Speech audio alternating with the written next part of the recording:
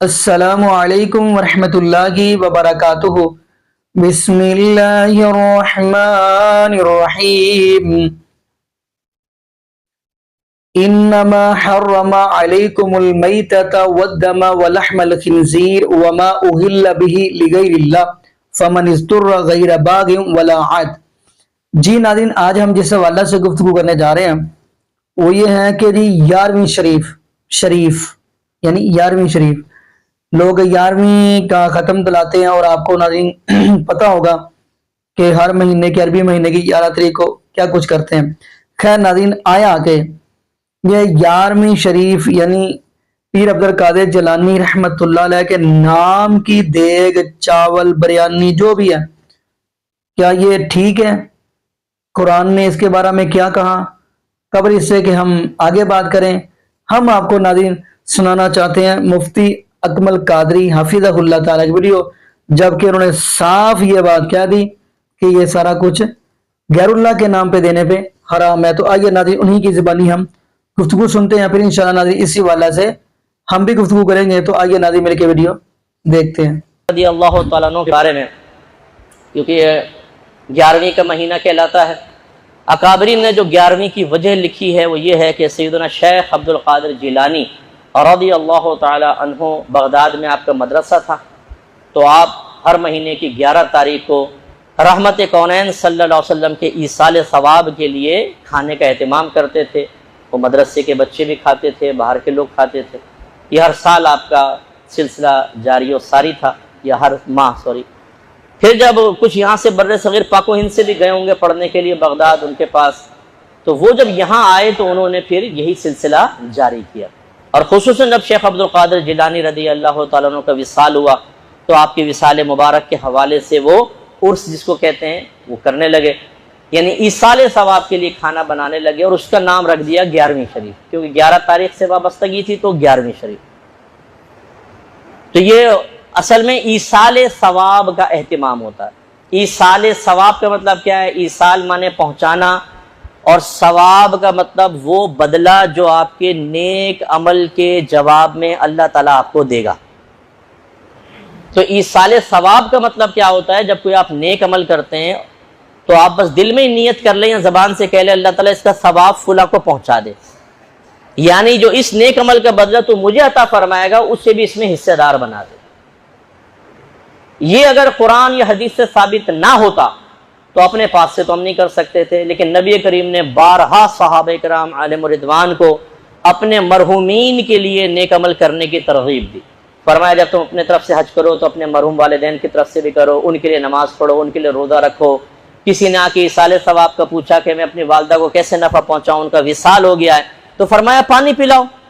اس کا مطلب ہے عمل ہم کریں گے اور بدلہ ان کو بھی ملے گا۔ تو جب ہم عام لوگوں کے لیے کرتے ہیں تو اس کو پھر نیاز بھی کہہ دیتے ہیں، کبھی اکثر فاتحہ کہتے ہیں، یہ فاتحہ خانی ہو رہی ہے، لیکن جب بزرگوں کے لیے ہوتا ہے تو اس کو نظر اور نیاز سے تعبیر کرتے ہیں۔ کہ بادشاہوں کے دربار میں جو تحفہ پیش کیا جاتا تھا نا تو کہتے تھے حضور کچھ نظر کرنا چاہتا ہوں، نیاز پیش کر رہا ہوں، تو وہ ادباً اس کو، تو یہ جو ہم ایصال ثواب اکابرین کو کرتے ہیں اس کو کہتے ہیں نظر یا نیاز۔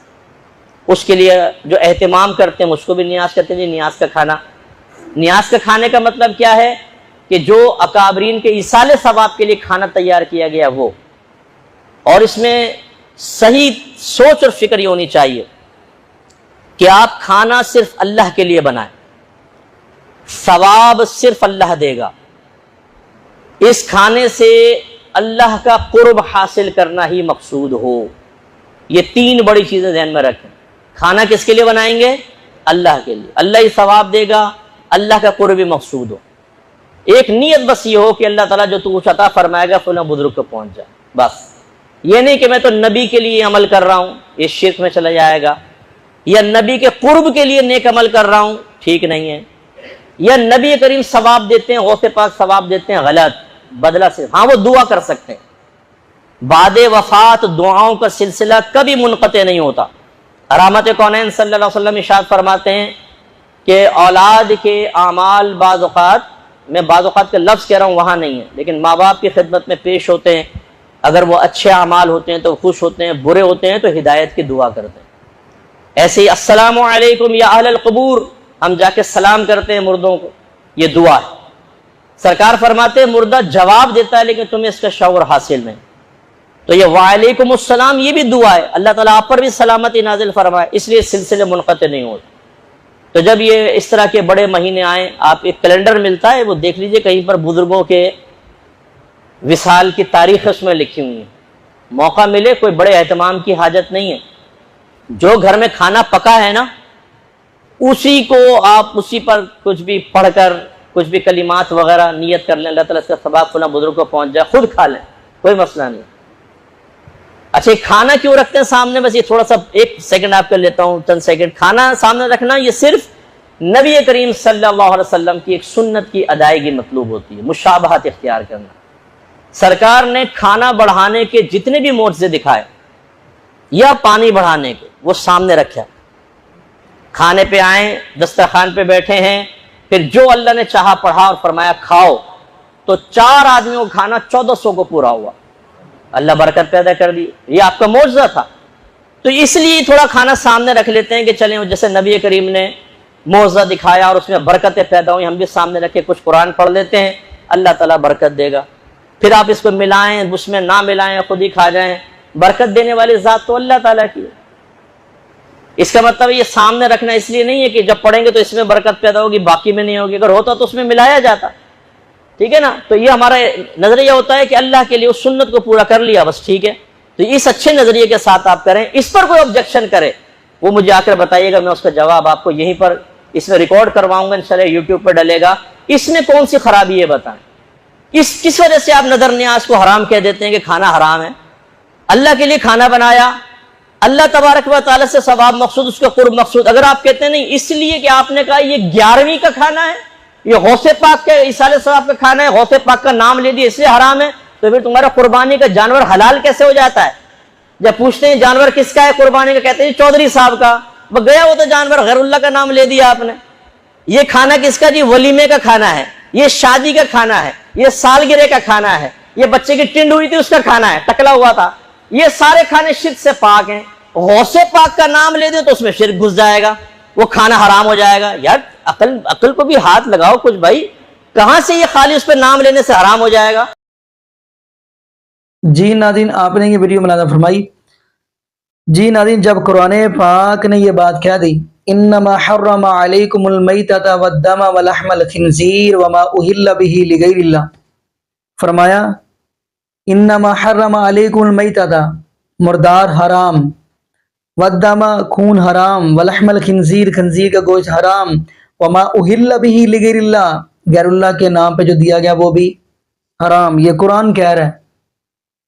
اور آگے سے ہمیں یہ کہا جاتا ہے اگر ہم نے 4 آیتیں پڑھ بھی لی ہیں 11ویں والی سرکار کے لیے، ہم نے ختم دینے کے لیے پڑھ بھی لی ہیں، تو اس میں حرج کیا ہے؟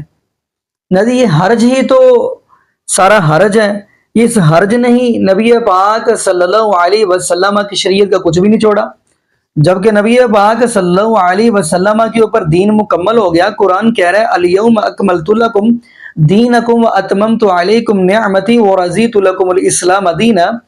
اللہ رب العالمین فرماتے ہیں میرے محبوب علیہ السلام، ہم نے آپ کے اوپر دین اسلام کو مکمل کر دیا، نعمتوں کا تمام بھی پورا کر دیا، اگر پسند کیا تو آپ کے لیے دین اسلام کو ہی پسند کیا۔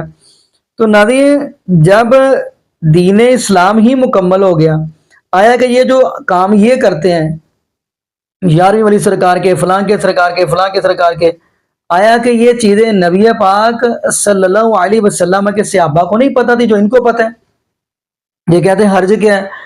آیا کہ یہ نبی پاک صلی اللہ علیہ وسلم کے صحابہ کو نہیں پتہ تھا؟ اب نبی پاک صلی اللہ علیہ وسلم کے صحابہ تو وہ ہیں جنہوں نے تعلیم بھی حاصل کی تو نبی پاک صلی اللہ علیہ وسلم سے کی، تو لیکن ناظرین حیران کی والی بات ہے، اوپر سے کہیں گے حرج کیا ہے؟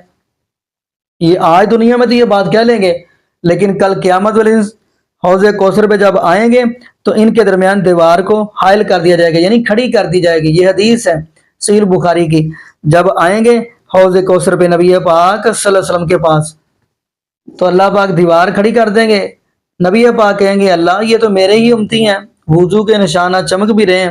فرمایا نہیں ہے میرے محبوب علیہ السلام، انہوں نے دنیا میں رہ کے تیرے دین اسلام کا کچھ بھی نہیں چھوڑا، بدعات انہوں نے ملا دی ہے۔ ناظرین یہاں پہ دعا کریں اللہ پاک ہمیں بدعات جیسی لعنت سے محفوظ فرمائے، اور یہ بھی دعا کریں اللہ پاک ہمیں 5 وقت کا پکا اور سچا نمازی بنا دے، اور جتنے بھی بے اولاد جوڑے ہیں اللہ پاک سب کو نیک نورینہ صحت تندرستی والی ایمان والی لمبی زندگی والی اولاد عطا فرما دے۔ جزاکم اللہ خیرہ، احسن الجزاء، السلام علیکم ورحمۃ اللہ وبرکاتہ۔